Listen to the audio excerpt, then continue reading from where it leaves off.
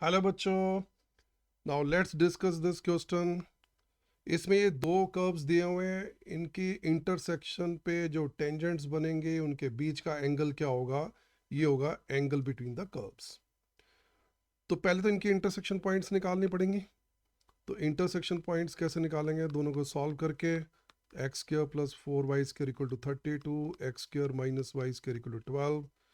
तो सब्ट्रैक्ट कर दूं तो 5y² इक्वल टू 20 और y² इक्वल टू 4 और y इक्वल टू ±2। तो ये तो हमने कर दिया सॉल्व, जिससे y पता चल गया ±2। अब x क्या होगा?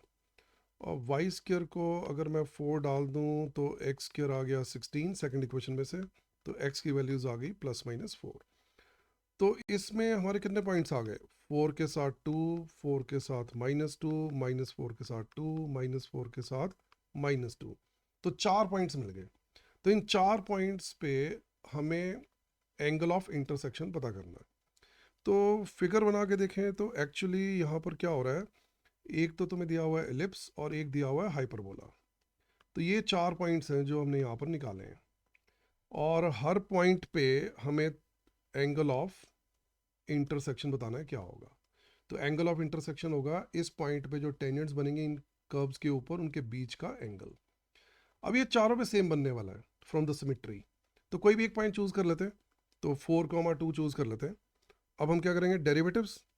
तो डेरिवेटिव्स, पहली इक्वेशन का डेरिवेटिव हो गया 2x plus 8y dy/dx equal to 0। तो यहाँ से dy/dx की वैल्यू आ जाएगी -2x/8y। ये बन गई तुम्हारी -x/4y। अब हम 4,2 ले रहे हैं, x को 4 और y को 2। तो यहाँ पर जो पहली स्लोप आ गई वो तुम्हारी आ गई 4 डाल के -4 कट गया और नीचे 2 -1/2 आ गई। एंड दूसरा dy/dx, उसके लिए 2x -2y dy/dx equal to 0 आ रहा है। तो यहाँ से dy/dx की वैल्यू बन गई x/y।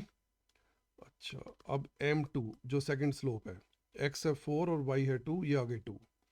तो एक स्लोप आ रही है -1/2, एक आ रही है 2। तो ये तो m1 into m2 equal to -1 आ रहा है। तो यानी कि ये दोनों परपेंडिकुलर है। तो परपेंडिकुलर है तो यानी कि angle between them is 90 degree. तो हमारा D is the right answer. तो आई होप तुम सबके ये सारे स्टेप्स क्लियर हो गए बच्चों। चलो अब नेक्स्ट क्वेश्चन के साथ फिर मिलते हैं।